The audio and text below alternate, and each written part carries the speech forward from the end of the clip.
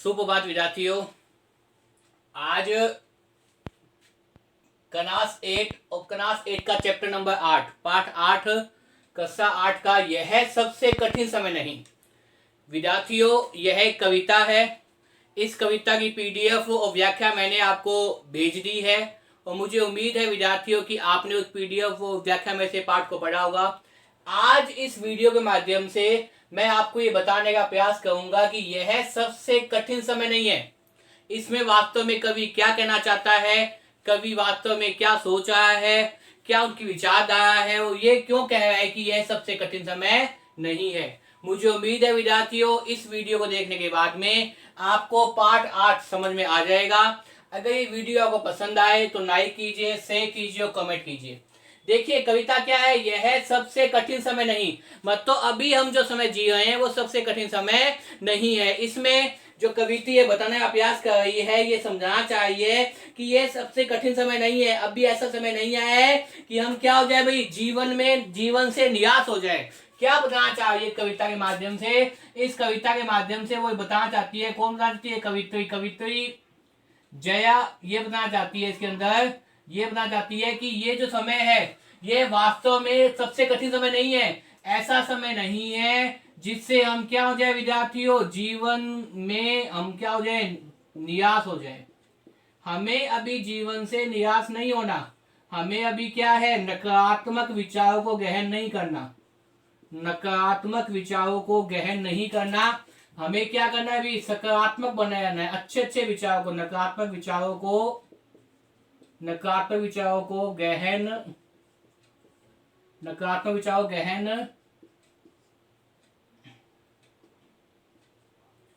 नहीं करना है।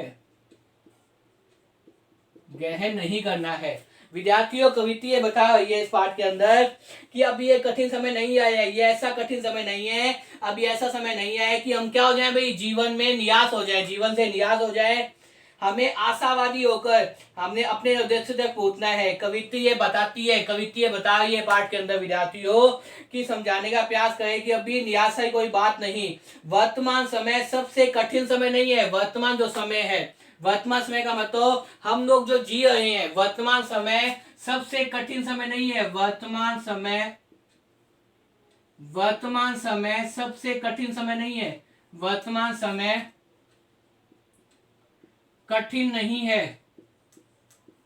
वर्तमान समय कठिन नहीं है विद्यार्थियों, वर्तमान समय कठिन नहीं है। अतः परिस्थितियों से निराश होने के स्थान पर आशावादी होकर, हमें क्या होना चाहिए भाई, आशावादी होना चाहिए। हमें जीवन में निराश नहीं होना चाहिए। हमें क्या होना चाहिए भाई, हमें आशावादी होना चाहिए। हमें आशावादी होना चाहिए। वास्तव में यही बताने का प्रयास करिए कविता इस पाठ के अंदर। कौन सा पाठ है? यह सबसे कठिन समय नहीं है। और ये कह रहे हैं कि हमें क्या होना चाहिए, हमें हमेशा एक दूसरे का साथ देना चाहिए। आशा के कई प्रतीक अभी शेष है, उनके कई उदाहरण जो है कवित्री ने दिए हैं। कैसे उदाहरण दिए हैं? जैसे एक घोषणा तैयार करने की चिड़िया अपनी चोंच में तिनका दबाए उठने की तैयारी में है। पेड़ पौधे पत्ते थामने के लिए कोई हाथ तैयार है। किसी गीते हुए व्यक्ति को सहारा देने कोई ना कोई तैयार है, मतलब कोई व्यक्ति गिर जाता है। ये तो होता ही है विद्यार्थियों, समाज के अंदर हम जहाँ रह रहे हैं, मानव की क्या करता है विद्यार्थियों, सहायता करता है।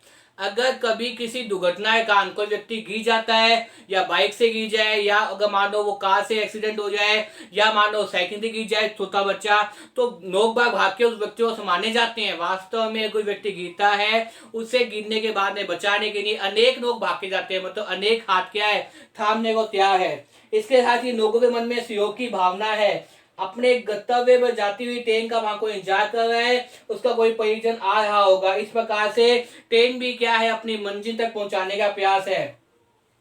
कविता पुणे कहती है कि लोग बस में सवार हो जाते हैं, अपनी यात्रा को पूरे करते हैं। लोग सोचते हैं कि अंतरिक्ष पार हो जाएंगे, समाज में कुछ घटित हो रहा है, वह नहीं रुकेगा। इसी आधार पे हम कह सकते हैं कि यह जो है सबसे कठिन समय नहीं है। अभी इससे कठिन समय भी आने वाला है। इसलिए हमें क्या होना चाहिए, नकारात्मक विचारों को गहन नहीं करना चाहिए। हमें क्या होना चाहिए, आशावादी होना चाहिए। वास्तव में आशावादी होना ही इस कविता का मुख्य उद्देश्य है ताकि व्यक्ति जीवन से क्या हो, निराश ना हो। अभी वर्तमान समय क्या है, कठिन नहीं है, इससे आगे भी कठिन समय आएगा।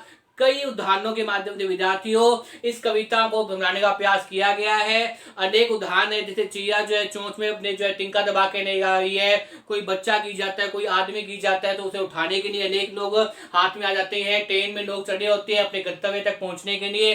गंतव्य का मतलब अपने अंतिम लक्ष्य तक पहुंचने के लिए वो तैयार रहते हैं। इस प्रकार से कई उदाहरण के माध्यम से कविता वास्तव में यही कह रही है कि हमें क्या है, अभी निराश नहीं होना, हमें अभी जीवन में निराश नहीं होना, नकारात्मक विचारों को गहन नहीं करना, हमेशा क्या है, आशावादी होना। और अभी वर्तमान समय क्या है, सबसे कठिन समय नहीं है, इसलिए आशावादी रहिए, स्वस्थ रहिए, पसंद रहिए, अपने कर्म को करते रहिए। यही वास्तव में बताने का उद्देश्य किया है, इसलिए पाठ का नाम क्या है, यह है सबसे कठिन समय नहीं है। मुझे उम्मीद है विद्यार्थियों, इस वीडियो को देखने के बाद में आपको ये पाठ समझ में आ जाएगा। धन्यवाद।